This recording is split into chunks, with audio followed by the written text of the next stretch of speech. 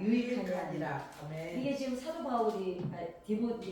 바울이 이제 지금 얘기하는 거거든요. 사도 바울이 지금 마가를 데리고 오라 그러잖아요. 근데 우리가 왜 뭔지 알고 계시죠? 처음에는 마가가 사도 바울하고 사역을 했어요. 그러다가 뭘 잘못했는지 성경에 앞뒤로 아무데도 기록이 없는데 어찌됐건 어떻게 됐습니까? 저기 바울한테 뭘 잘못했어 마가가. 그래서 같이 사역을 안 하게 됐습니다. 그러니까 이제 바나바가 자기 조카니까 이제 팀을 다시 선교팀을 짜면서 이제 마가도 데려가자. 그러니까 바울이 아주 너무 싫다 그래요. 그러니까 오죽하면 바나바하고 바울이 그 큰 제자들이 정말 뭐 우리나라로 치면 저는 그 큰 교회라는 건 참 쓰기 싫어하거든요. 어찌됐건 뭐 조용규 목사님이나 김사만 목사님이 대판 싸운 거예요. 왜냐? 엄규 목사님 안 데리고 가려고 이제 얘기가 그렇게 된 거야. 이제 예를 들면 이제 그렇게 된 겁니다. 엄규 목사님까지는 아니고 우리 저 목사님 성함이 어떻게 되죠? 김태환 목사님. 김태환이에요? 환이에요? 환이죠. 아무튼 그게 항상 나는 남의 이름을 이렇게 못 이르는지 몰라요. 아무튼 어찌됐거나 그 원로급 되는 이 바나바하고 바울이 선교팀을 어디 외국에 우리 해외 선교로 가자. 이래서 선교팀을 짜는데 김태환 목사도 끼어 넣자 이러니까 그냥 조인교 목사님 펄펄 뛴 거예요. 같은 순복음인데도 안 데려간다고. 근데 이제 마가가 바울의 조카거든요. 바나바의 조카가 마가거든요. 그래서 마가는 서운한 거예요. 그래서 그 판이 깨집니다. 그 정도였어요. 그랬는데 지금 디모데후서에서 오늘 읽은 본문에서는 뭐라 그러니까 데리고 오라 그러죠. 그래서 뭐라 그래요? 마가를 데리고 오라. 그가 나의 일에 뭐라 그랬어요? 그가 나의 일에 유익하다고 할 정도로. 그러니까 이 제자 하나, 그것도 예수님을 따라다녔던 제자잖아요. 그렇게 본다면 사실은 사도 바울보다 어떻습니까? 마가가 더 정통 제자예요. 정통으로 따지면. 그죠? 마가는 예수님을 옆에서 아예 아주 베드로한테는 아들 같은 게 마가였거든요. 근데 이런 정통 제자가 어디서 나가는 돌아나게 된 바울한테 오히려 빼지당한 거예요. 그랬는데 어떻게 했는지도 모르겠으나 이제 어찌됐거나 왜 그러니까 선교팀에서 왜 떨어졌는지도 성경에는 기록이 없고 아무도 기록을 안 했어. 누구도. 그러니까 자기네끼리 그냥 덮고 간 거예요. 그리고 또 뭘 잘해가지고 다시 끼워준 것도 또 언급을 아무 데서도 안 해요. 왜냐? 또 그것도 그냥 만회한 거야. 요걸로 그냥 퉁치고 마른 거야. 예, 그런데 오늘 마가가 그러면 그래서 사실은 마가에 대해서는 크게 우리가 기록이 없습니다. 그래서 오늘은 이 마가에 대해서 이제 좀 우리가 알아보려고 합니다.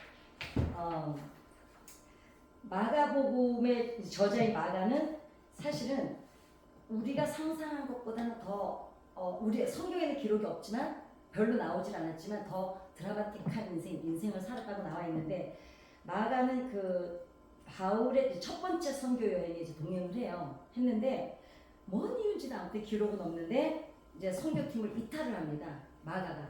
그러니까 마가가 뭘 잘못했어요. 그러니까 바울이 펄펄 뛰고 그랬겠죠.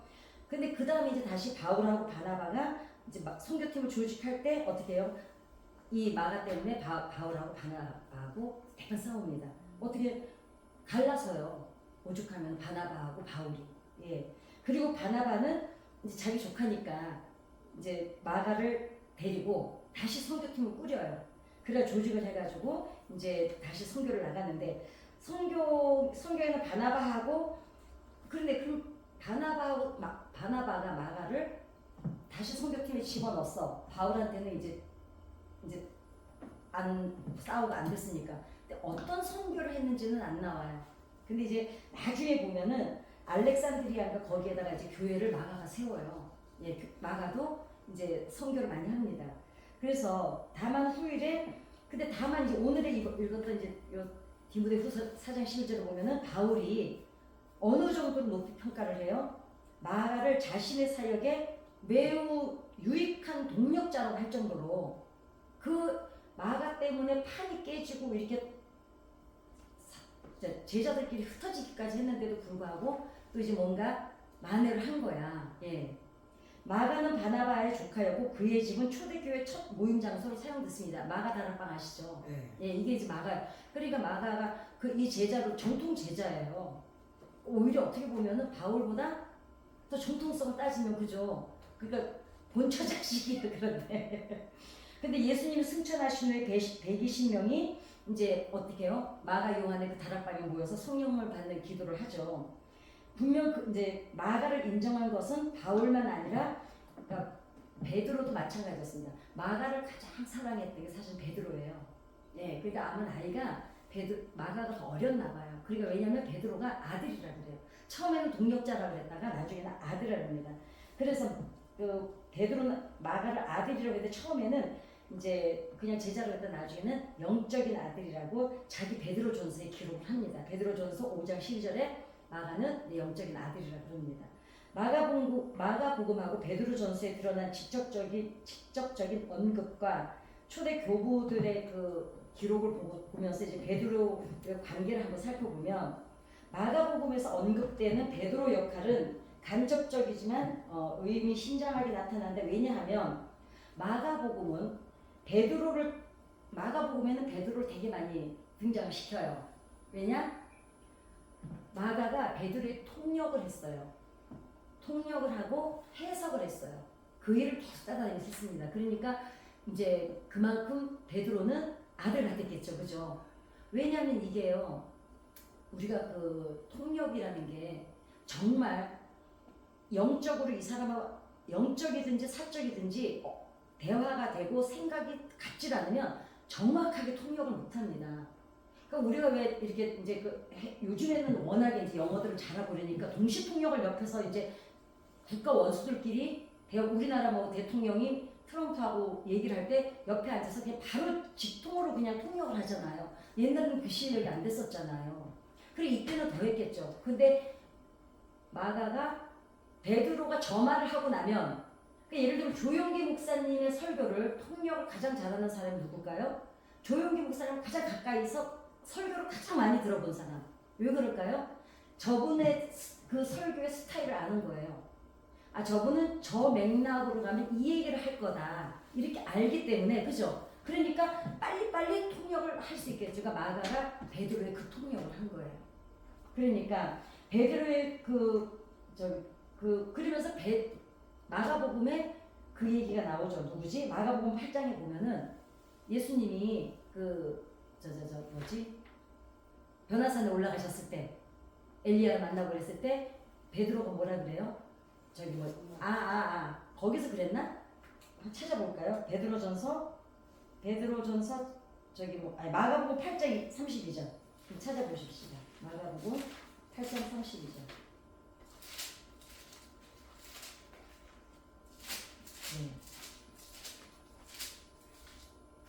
예. 32절부터 시작. 드러내놓고 이 말씀을 하시니 시작. 드러내놓고 이 말씀을 하시니 베드로가 예수를 붙들고 항변하매 예수께서 돌이키사 제자들을 보시며 베드로를 꾸짖어 이르시되 사탄아 너희들로 물러가라. 내가 하나님의 일을 생각하지 아니하고 도리어 사람 일을 생각하는도다 하시고. 그러니까 예수님이 십자가에 달려 돌아가신다 그러니까 베드로가 못하게 하잖아요. 이때까지도 그런데 제자들은 어떻게 알았어요? 예수님이 구세주 메시아로 오셨다고 생각을 안 한 거예요. 예, 로마에서 우리를 해방시켜줄 어떤 혁명가로 봤기 때문에 아니 혁명가가 되면 어때요? 지금 다시 나라를 세워서 예수님이 왕좌에 오르고 자기네 제자들 한 자리 다 해야 되는데 아니 죽으면 안 되잖아요. 그러니까 예수님이 사탄아 물러가라 하는데 사실은 다른 데서는 이거를 기록을 안 했어요. 왜냐면 어찌 보면은 베드로의 허물이잖아요. 근데 마가는 그대로 기록을 다 했습니다. 베드로에 관한 걸. 자, 그러면 또 이렇게 볼 수가 있어요. 아니, 그런데 베드로가 뭐라고 안 해요. 너 왜 내일 그런 거 해지마 기록하지 마 이러질 않아요. 왜냐? 알아요. 깎아내리는 것 같고 디스 같고 허물을 다 그대로 기록하는 것 같지만 마가가 자기를 그렇게 생각해서 기록하지 않는다는 걸 알았어요. 그리고 정확히 옆에서 보고 생생하게 그대로 기록하는 걸 알기 때문에 베드로가 자기의 어쩌면 자기의 죄를 놓은 것 같아도 사탄이라는 소리까지 들으니까 그런데도 불구하고 어떻습니까? 마가복음은 베드로를 자주 등장시킬 뿐만 아니라 실수와 연약함도 여과 없이 기록을 했다는 거예요. 왜냐? 베드로의 연약함을 솔직하게 기록하는 것은 베드로를 비방하거나 깎아내리려는 의도가 아니라 베드로의 직접적인 내용을 자기가 듣고 보고 그대로 그냥 기록을 했기 때문에 마가는 베드로를 수행을 했어요. 자, 통역을 해야 되고 해석을 해야 되니까 수행을 계속 해야 되겠죠. 그러니까 이 베드로의 모든 설교나 이런 것들을 자기가 다 통역을 하고 또 모르면은 해석도 해서 알려주고 이런 역할이 있기 때문에 있는 그대로 기록을 한 겁니다. 그러니까 베드로도 알아요. 제가 나를 디스하기 위해서 깎아내리기 위해서 저렇게 기록하는 게 아니라 있는 그대로 기록을 한다는 걸 알았습니다. 그래서 베드로가 등장하는 사건에서 특별히 아주 다른 그 베드로가 자기가 기록한 책보다 마가가 기록한 베드로가 더 정확해요. 예, 예, 오히려 그렇습니다. 그래가지고 그렇게 하였습니다. 예를 들면 그 베드로가 아까처럼 베드로가 예수님 부인하는 장면 같은 거 이것도 말고 왜 어디죠? 예수님 십자가 못 박히실 빌라도의 뜰에서 예수님이 이제 예수님을 베드로가 부인하잖아요. 이런 것도 어떻게 해요? 눈으로 아주 본 것처럼 완전히 생생하게 아주 있는 그대로 어찌 보면 정말 치부잖아요. 이 사탄아 물러가라는 것보다 어쩌면은 예수님 부인한 사건이 어찌 보면 그러니까 베드로가 새벽닭이 울 때마다 울었다는 그 기록이 있을 정도로 그런데 어때요? 그대로 기록을 합니다. 그래서 마가복음의 이름을 사용하는 방법을 유심히 살펴보면 그 마가복음에서는 베드로를 가장 많이 사용도 하지만 시작도 베드로고 마무리도 베드로입니다. 이 마가의 기록에는 또한 베드로가 언급되는 부분을 잘 살펴보면 그 어떤 깎아내리는 거 그런 거 상관없이 베드로를 계속 반복을 해요. 마가가. 그럼 베드로는 마가를 어떻게 표현했을까? 베드로 서신은 마가와 베드로 간의 직접적 관계를 명확하게 표현하고 있다. 베드로는 베드로대로 마가를 또 정확하게 표현하는 게 베드로는 내 아들 마가라고 해요. 베드로전서에. 그렇게 내 아들 마가라고 하는데 단순히 영적 관계뿐 아니라 어때요? 너무 가깝죠. 자기를 수행하고 같은 어찌 보면 솔직히 말하면 같은 제자잖아요. 나이가 무슨 상관이에요, 그죠? 그런데도 불구하고 베드로를 너무 잘 섬겼어요, 마가가. 그러니까 베드로가 오죽하면은 내 아들이라고 합니다. 그러니까 이런 표현을 근데 바울은 또 누구에게 아들이라고 그랬죠? 예, 디모데하고 디도요. 디도를 향해서 형제라고 처음에는 형제라고 그랬다가 나중에는 자녀로 전환함으로써 사도 바울의 그러니까 내 아들이라고 할 때는 어떨까요? 내 다음 후계자라는 뜻이겠죠. 조혜교 목사님 제자가 많죠. 그런데 우리 목사님한테는 아들 같은 제자라고 하셨어요. 우리 목사님한테는. 왜냐면 인천 순복음부터 시작해가지고 여러 분 계시잖아요. 많잖아요. 그런데도 우리 조혜교 목사님 우리 저쪽 교회에 있을 때도 늘 오시고 했을 때를 보면 우리 엄경 목사님을 아들 같은 제자라고 그렇게 의지를 많이 하셨습니다. 그러니까 바울도 디모데나 디도를 아들, 그러니까 그런 후계자의 뜻인 거예요. 그러니까 초대 교인들도 마가복음을 인정을 했다고 합니다. 마태와 누가가 마가의 순서다. 그러니까 마가가 먼저 성경을 기록을 하고 그 다음에 마태하고 누가가 따라서 기록을 했어요. 또한 예수님의 사역을 서술할 때 마가가 이렇게 서술한 방법을 따라서 마태와하고 누가도 따라했습니다. 초기 몇 세기 동안에 마가는 베드로의 해석자로 소개되기도 했었다는 기록이 분명히 있습니다. 초대 교부였던 파피아스라는 사람은 한 장로의 그러니까 마가가 활동했던 한 장로의 말을 인용해서 뭐라 그랬냐면은 마가는 베드로의 해석자였다는 것이다. 초대교회에서 복음을 전달하는 초대교회 때는 파피루스에다가 다 기록했잖아요. 그 종이가 워낙 비싸기도 했고 또 요즘 같으면은 이렇게 쓰다가 잘못되면 지우는 것도 있고 뭐 한 장 찢어버리고 다음 장에다 써도 되는데 그건 너무 비싼 종이라서 그럴 수도 없었으니까 한 자를 율법사들은요 하나님의 말씀을 기록할 때 어떻게 했느냐 예를 들면은 대단했더라고요. 여호와의 이름이 나올 때마다 그 여호와를 쓰기 위해서 가서 목욕을 하고 오는 거예요. 그리고 여호와를 써요.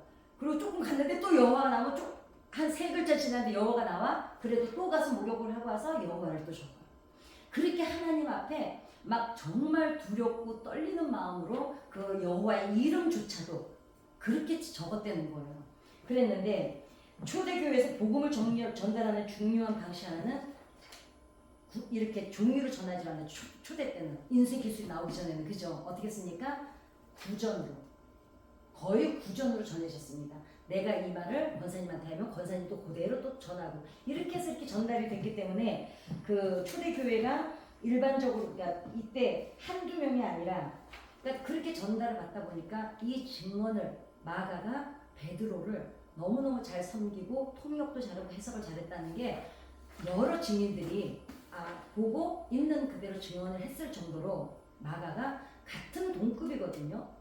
같은 동급인데도 그러니까 저는 이거를 준비하면서 제가 어떤 생각이 드냐면 아이들은 뭐라 그래요? 제가 언젠가 아이들은 한 발짝을 기어만 다니잖아요.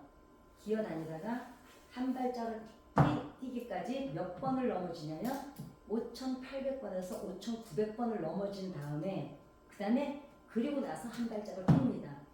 그 옛날에도 우리가 애들을 많이 낳잖아요. 많이 낳았을 때는 엄마들이 애가 걷다가 넘어지면 아이고 이러고 말았지 막 뛰어가서 잡아주고 이러지를 못했거든요. 그리고 이제 셋째부터는 첫째 애가 키웠잖아요. 이제 그렇게 컸는데 요즘은 애가 하나하나 둘밖에 안 되다 보니까 엄마들이 어때요? 애가 넘어지면 손 잡아서 걷는 거라든지 제가 이게 절대로 안 된다고 제가 말씀드린 적이 있어요. 왜냐면 아이들이 자기가 한 발짝 뛰려고 이렇게 일어날 때까지 5,700번에서 5,800번, 5,900번을 넘어지는 동안에 평생 쓸 다리 근육이 그때 만들어져요. 이 코어 근육이 힙하고 넓적다리.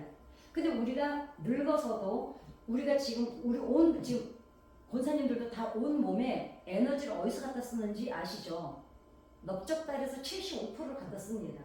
여기가 미토콘트리아라 그래가지고 근육 공장이 다리에 제일 많아요. 그래서 다리 운동은 반드시 하셔야 돼요. 왜 대부분 나이 먹어서 넘어져서 다치면은 못 일어나시잖아요. 왜 넘어져요? 지탱하는 힘이 약할 때는 넘어집니다. 근데 다리가 튼튼하면 어때요? 이거 하도 중심 주고 서잖아요. 그래서 저는 가수들도 거의 이 코어 근육, 다리부터 아랫배 요만큼 그러니까 중심 근육이라고 그러거든요. 요만큼을 이 근육을 아주 중요하게 생각하고 운동을 많이 합니다. 그러니까 가수들도 대부분 고음을 젊었을 때 하잖아요.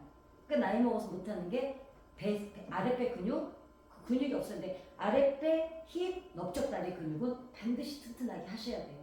그러니까 이 아이들이 일평생 쓸 그 근육을 그때 만들어요. 그때 만들어져요. 넘어지면서. 그러니까 넘어지는 게 그럼 재산일까요? 손실일까요? 재산이요. 아이들의 넘어짐은 재산입니다. 이거를 반드시 부모가 알아야 돼요. 그래서 아이들끼리 싸우면 요즘에는 초등학교하고 중학교 선생님들이 우울증이 제일 많아요. 왜냐면 변호사가 너무 흔해요. 애들이 조금 싸웠다고 이쪽 양쪽 엄마들이 변호사 선임이에요. 그래서 선생님들을 쥐어짭니다 아주. 그 애 이 학교에서 안 옮기면 우리 학교 애 안 보낸다고 그러고 그러죠. 그냥 그 학폭 회의 열으라 그러고. 근데 고등학교 선생님들은 왜 괜찮냐? 고등학교부터는 갑질 이제 선생님이 갑이에요. 왜냐? 진로 문제가 남아 있잖아요. 그러니까 초등학교하고 중학교 선생님들이 사실은 우울증 환자가 많습니다. 엄마들이 너무 힘들게 해요. 그런데 아이들끼리 싸우면은 애들끼리 좀 붙여놓고 니네끼리 사과하는 것도 좀 가르치고 이게 사회를 배우는 거거든요. 근데 요즘에는 아이들이 일어나려고 넘어지면 엄마들이 어떻게 해요? 하나들 해주죠. 이게 아이들한테는 치명적입니다. 그래서 아이들이 체력이 옛날보다 어때요? 옛날에는 못 먹었는데도 요즘 아이들보다 체력이 좋았어요. 근데 요즘 아이들은 덩치는 커졌는데 어떻습니까? 기초 체력이 딸립니다. 그게 다리 근육을 아이들이 넘어지는 거는 재산이라 그래가지고 꼭 그거는 사실은 좀 넘어지게 둬야 돼요. 지가 넘어졌다가 막 울기도 하고 그러면서 어떻게 해요? 또 일어나서 짚고 막 일어나도 보고 그러면서 아이도 그러면서도 자기가 몸만 근육이 생기는 게 아니라 정신적인 근육도 그때 생겨나거든요. 예. 그래서 왜 일로 가지? 이제 이 넘어진 이제 이 마가 얘기를 하려고. 전승에 따르면 베드로가 순교하기 직전까지 마가는 그와 함께 그의 가르침을 전하는 역할을 맡았다고 합니다. 어찌 보면 같은 동급인데도 불구하고 같은 제자였잖아요. 그런데도 너무 잘생겼죠. 제가 이 설교를 하면서 오늘 그 생각을 했어요. 아까 이춘실 전도사님하고 통화를 하면서 그 얘기를 했는데 제가 그랬어요. 우리 전도사님들이 다 저보다 대선배시잖아요. 저분들이 목사 안수만 안 받았지 저분들 벌써 전도사 생활만 뭐 목사보다 더 오래 하신 분들 아니에요. 그죠? 그랬는데 제가 그랬어요. 내가 아무리 목사 된 지가 거의 10년이 돼가지만 그래봤자 나는 항상 우리 교회로 올 때는 어떤 마음으로 오냐면 나는 항상 성도의 마음으로 온다. 여기에 서도 저는 항상 우리 주일연구를 볼 때 어때요? 저는 저분들이 제 스승이에요. 제가 겟세 가서 맨날 기도할 때 저분들이 다 저분들 설교 듣고 저분들 가르침으로 우리 교구장님들이 다 돌아가면서 저기서 다 배웠다가 그러다가 또 신학교 갔거든요. 아니 학부 교장 선생님은 영원한 교장 선생님이죠. 아니 학생이 교수 됐다고 교장 선생님보다 높습니까? 아닙니다. 그러니까 저는 항상 우리 교회 올 때는 항상 그 마음이에요. 나는 내가 목사라는 안수만 먼저 받았지 저분들은 제 스승이세요. 그러니까 전도사님이면 무슨 상관이 있어요? 제 스승인데. 그렇잖아요. 그죠? 그리고 우리 교회 권사님들 장로님들 다 제가 어렸을 때부터 이 교회 나와가지고 자랐잖아요. 여기서요. 30년을 넘게. 그러니까 제 부모 같아요. 그냥. 예, 언니 같고 이모 같고 엄마 같고 저는 그 마음이 제가 보면 저는 그런 거에 좀 투명해요. 좀 맑은 편이에요. 뒤에서 왜 그러지 마 이러지를 않아. 그냥 당연히 그냥 그렇게 자연스럽게 저는 그러거든요. 이걸 보면서 마가가 아마 이런 마음이었겠다. 무슨 상관이야. 내가 같은 예수님 제자였지만 저분이 나보다 사역을 더 잘하시니 내가 동력을 하는 것도 같은 사역인 거거든요. 예, 그런 마음으로 제가 볼 때는 마가가 이걸 하지 않았을까. 그래서 마가는 단순한 통역자를 넘어서 베드로의 신뢰받는 제자이자 예수님의 같은 제자인데도 어때요? 베드로를 같은 제자급인데도 베드로의 제자라는 거에 흔쾌히 싫다고 안 했어요. 기꺼이 베드로를 도와서 오히려 베드로가 사역을 더 잘하게 도왔습니다. 근데 저는 이런 자세가 정말 중요하다는 생각이 들어요. 정말 겸손하잖아요. 그죠? 그래서 베드로가 마가에게 그의 가르침과 경험을 기록하여 후대에 전하도록 맡겼다는 것은 마가를 그의 후계자로 생각했다는 것을 뜻하기도 한다. 보세요. 같은 제자였는데도 어때요? 오히려 마가는 베드로의 제자가 되기를 기꺼이 선택했어요. 이게 쉬울 것 같잖아요. 그렇지 않습니다. 왜냐하면 같은 신학교 동기야. 같은 신학교 동기고 같이 안수받고 같이 사역했어. 그랬는데 저 사람이 나보다 좀 더 활발하게 해. 그러면은 니나 나나 같은 동기인데 제자가 된다는 건 쉬운 일 아니에요. 저는 그 몰랐는데 제 동기들하고 이렇게 보면은요 나이 차이가 다 신학교는 일단 나이 차이가 많이 나요. 많이 나는데 보니까요 그게 쉬운 일이 아니에요. 이 목회자들끼리 알력이 훨씬 많습니다. 영적인 사역이기 때문에. 예, 그런 게 있더라고요. 근데 저는 좀 투명해요. 내가 좀 맑은 편이잖아요. 난 그런 거 별로 안 따져요. 나보다 같은 동기라도 나이 더 많으면 그냥 언니 목사님이라 그러고요. 그런 거를 안 따져요, 저는. 우리 전도사님들 그냥 내 다 스승이니 당연하니까 그게. 저는 합리적이고 논리적인 거에서 안 벗어나면 별로 따지질 않거든요. 근데 이 마가가 그래서 훌륭하다고 저는 생각을 해요. 그래서 나중에 사도 바울이 이렇게 마가를 칭찬하지 않았을까? 왜냐? 마가 때문에 그 판이 그 큰 판이 그렇게 깨지고 했는데도 불구하고 결론적으로 마가와 베드로의 관계에 대한 성경적 역사적 증거는 상당히 많다는 겁니다. 이렇게 마가복음과 베드로 서신의 본문적 증거와 초대 교부들의 전승 그리고 현대 학술적 논의를 보면 마가가 베드로의 동력자요 해석자로 활동했음을 지지하는 근거가 많다는 겁니다. 그러니까 그러면 여기서 우리가 좀 뭘 배워야 되느냐? 마가 실패해도 다시 회복할 수 있다는 것을 배울 수도 있지만 마가의 회복 이야기입니다. 그러면 자 마가도 보면은 어찌 보면은 바울이 뭐야 우리는 지금 정통 제자들이었는데 바울은 살 들어온 정말 그 처음에는 그래서 바울이 3년 동안 이 제자들한테 끼지를 않아요. 예, 3년 동안 어디 가 있었습니까? 저기 아프리카에 가 있었잖아요. 거기 어디 광야, 예, 광야에 가 있었잖아요. 마가는 바울과 함께한 첫 선교 여행에서 중도에 포기하는 실수는 저질렀습니다. 이후 바울과 바나바 사이에서 마가를 두고 갈등이 생겼고 이로 인해 바울과 바나나는 선교 활동을 따로 할 정도로 그러니까 지금 친했던 사역자끼리 마가 하나 때문에 깨어지는 관계까지 됐거든요.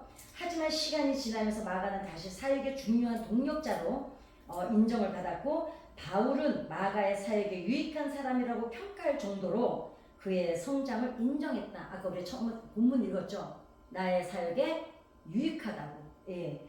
그러나 그러니까 그럼 우리도 이제 신앙생활 같이 하잖아요. 같이 하다 보면은 이렇게 권사님들 같이 다 그날 이제 권사 인직 받으시잖아요. 근다고 같이 인직 받았다고 다 똑같이 가진 않죠. 어떤 분은 막 다 활발하게 열심히 또 활동하는 분도 계시고 어떤 분들은 그냥 임직만 받고 있는지 없는지도 모르는 분들도 계시고 또 어떤 분들은 또 어떤 때는 떨어져 나가는 분들도 계시고 여러 가지가 있잖아요.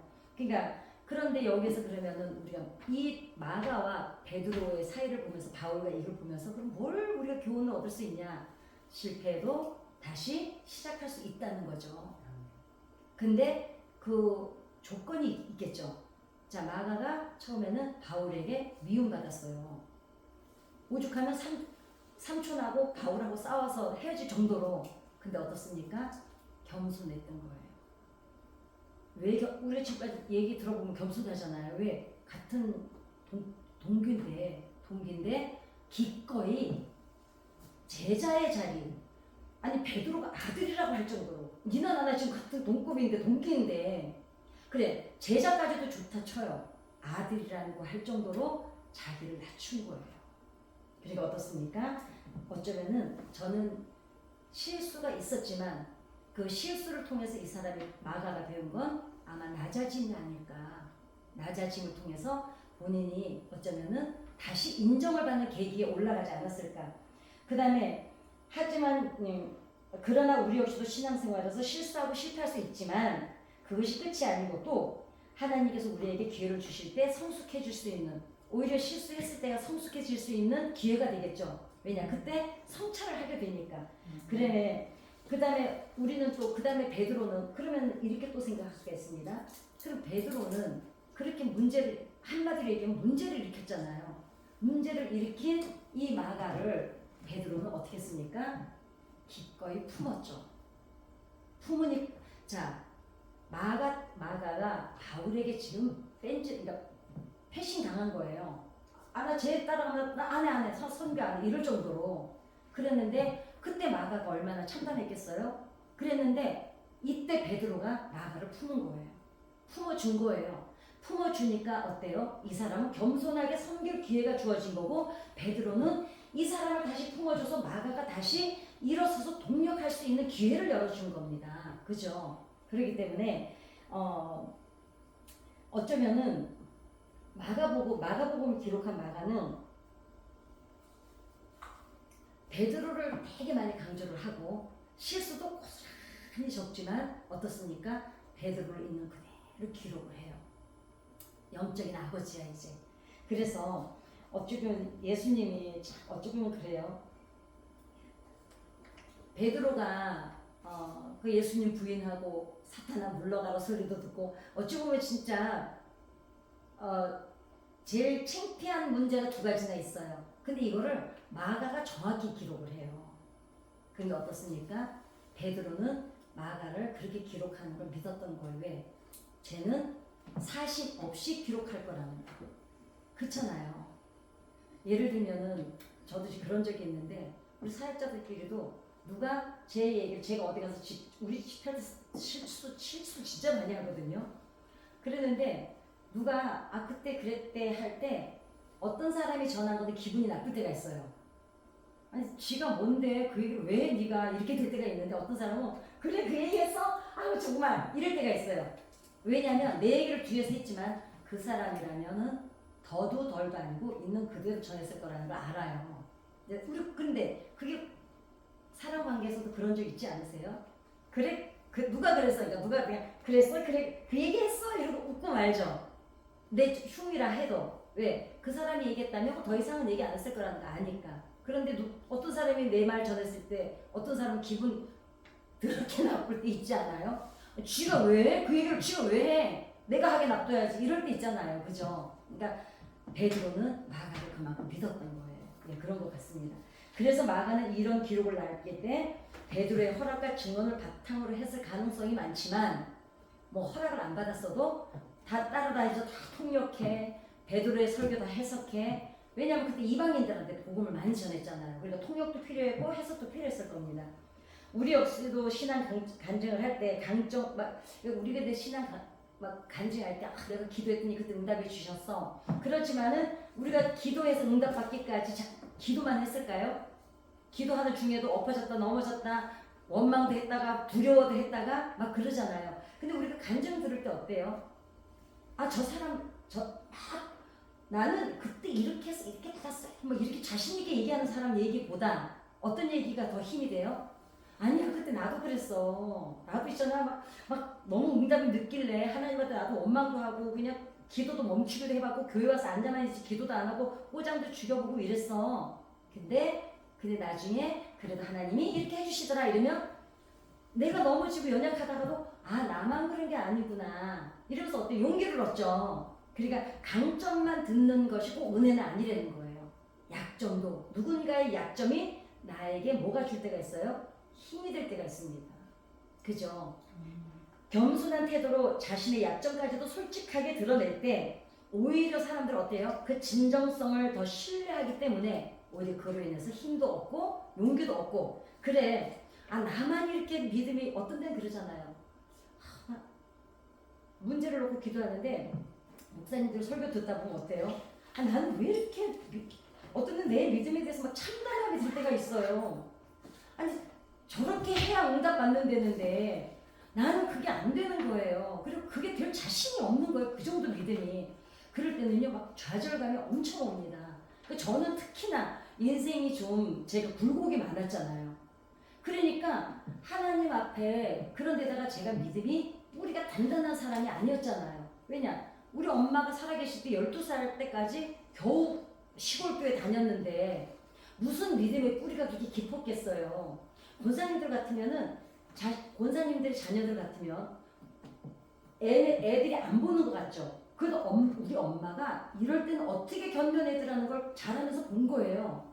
그러면 애들이 볼 때, 권사님들이 볼 때는 우리 애가 믿음이 없는 것 같잖아요. 지네들이 어떤 기도해야 될 문제 딱 맞닥뜨리잖아요. 그러면 얘네들이 뭘 생각하겠어요? 누구를 제일 먼저 떠올리겠어요? 내 엄마가 기도하는 거 제일 먼저 떠올려요. 거의 아버지도 아니고 거의 엄마야. 어떡합니까? 그래 그때 우리 엄마도 이랬는데 그게 그렇게 됐는데 저는 뭐 우리 엄마가 신앙생활하는 거를 일찍 돌아가시는 거 본 적도 없잖아요. 그러니까 저는 굴곡이 유난히 많았던 것 같아요. 왜냐?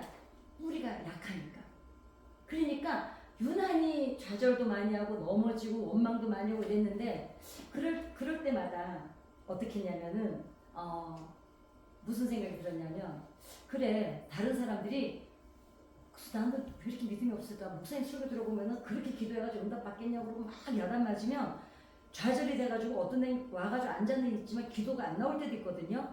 그때 힘이 되는 게 누구 간증이냐면 아유 아니야 집사님 이제 그때 같이 기도하던 권사님들이 우리도 그거 다 거친 거야, 더 거친 거야. 나도 막 하루아침에 이렇게 됐겠어? 그렇게 해주면 진짜요? 그때 힘을 얻어요. 아, 나만 이렇게 믿음이 없는 게 아니구나. 다른 사람들도 다 그런 경우가 있구나. 이러면은 나에 대해서 실망을 덜 하게 돼요. 그럼 어떻습니까? 그래, 해보자. 그래, 저분도 그랬대는데 뭐. 그래서 어찌 보면 나의 실수를 극복한 간증이 누군가에게는 내가 응답받은 것보다 더 큰 힘이 될 때가 있다는 겁니다. 그러니까 실수는 아까 제가 뭐라 했어요? 넘어지면 재산입니다. 그러니까 또 이래요. 내가 남편이나 자식이나 뭐 이웃을 위해서 기도하는데 용서가 안 되고 사랑이 안 돼. 나는 막 그러잖아요. 그럼 기도하다가 왜 나는 안 되지? 해라는데 어저께 목사님 설교도 듣는데 저도 그렇더라고. 나 오늘 막 1층 여자가 왜 이렇게 용서가 안 되지? 그랬는데 그거 사람이니까 로봇이 아니잖아요. AI가 아니잖아요. 그러니까 그렇게 거치면서 조금씩 변화해 가면서 성장해 갈 줄 믿습니다. 그러니까 베드로는 마가를 단순한 조력자가 아니라 아들이라고 부를 정도로 가까운 관계를 맺었습니다. 우리 역시도 이제는 다음 세대에게 이제 복음을 전해야 되잖아요. 제가 보니까 그래요. 어떤 아이들, 제가 애들을 만나보면 아이들이 유난히 자존감이 낮은 아이들이 있어요. 왜 그런가 보면은 엄마 아버지가 너무 똑똑할 때, 자, 엄마 아버지가 똑똑하고 잘 막 교수, 의사 막 이런 집 애들을요, 그런 그 집 아이들이 훨씬 스트레스를 많이 노출되어 있는 거 혹시 아실까요? 그런 엄마 아빠가 똑똑한지 할머니 할아버지가 똑똑한지 아이들이 훨씬 자존감이 낮습니다. 왜 그럴까요? 엄마 아버지가 너무 똑똑하다 보니까 기준이 너무 높아요. 예를 들면 똑똑한 엄마 아버지는요, 애가 수학을 95점 맞아오잖아요. 그럼 이렇게 말해요.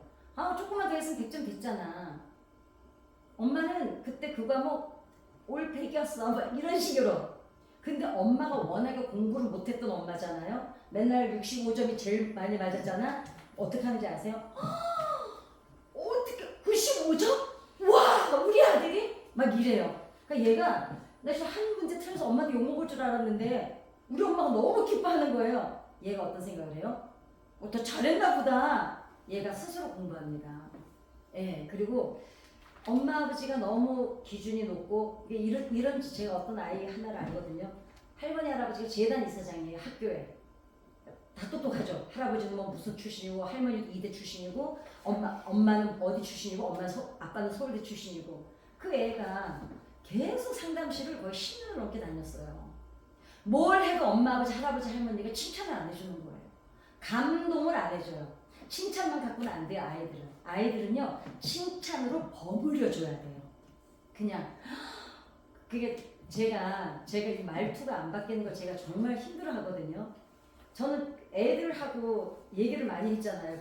그동안 아이들 사역하면서. 그러니까 제가 애들한테 어머 얘들아 안녕 이러면 안 돼요. 안녕 친구들 막 이제 이렇게 말투를 제가 쓰잖아요. 근데 애들이 뭘 잘해도 제가 잘했네 이러면 안 돼. 우와 어떻게 어머 막 이렇게 나가야 돼. 그 애들이 진짜요? 너무 잘했어 너무 잘했어. 할 줄 알았다니까 막 이러면은 애들이 막 너무 좋아가지고 그 집단이잖아요. 전 집단 상담을 하잖아요. 이 집단에 훅 들어와요. 근데 한해 이렇게 쳐지는 애들을 걔를 집중적으로 봅니다. 그래서 걔가 하는 거를 막 리액션을 선생님이 해주면 처음에는 삐죽삐죽하고 뒤에서 이런 애가 너무 적극적으로 들어오는 거예요. 그래서 아이들은 어찌나 너무 그리고 완벽한 사람들.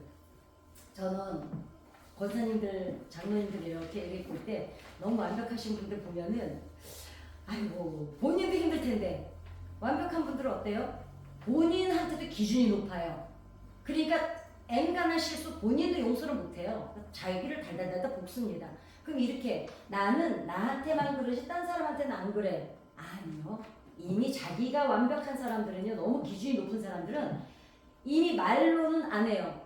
뭘로 하고 있어요? 눈빛으로 행동으로 다 몸짓으로 다 완벽을 요구하고 있습니다. 가족들에게. 그래서 사람들이 숨을 못 쉬는 그래서 너무 맑은 물에는 어떻게 한다고요?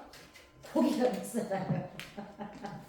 그러니까 조금은 우리가 낮아지는 것도 괜찮습니다. 그리고 내 낮음이 부끄러움이 아닙니다. 그 다음에 실수는 뭐라고요? 넘어지면 재산이라고요. 베드로가 자기의 실수를 통해서 오히려 겸손을 배우고 오히려 기꺼이 자기 동기인 베드로에게 동력자로 섬긴 것처럼 어쩌면 우리에게도 이게 필요하지 않을까. 또 하나는 우리가 같은 동기지만 처지는 우리 동기가 있으면 뭐 권사님들은 권사님들 동기가 있을 거고요. 그랬을 때는 우리도 아들처럼 새끼처럼 품어줄 수 있는 우리의 가슴이 필요하지 않을까 싶습니다. 주기도문하고 기도하겠습니다. 하늘에 계신 우리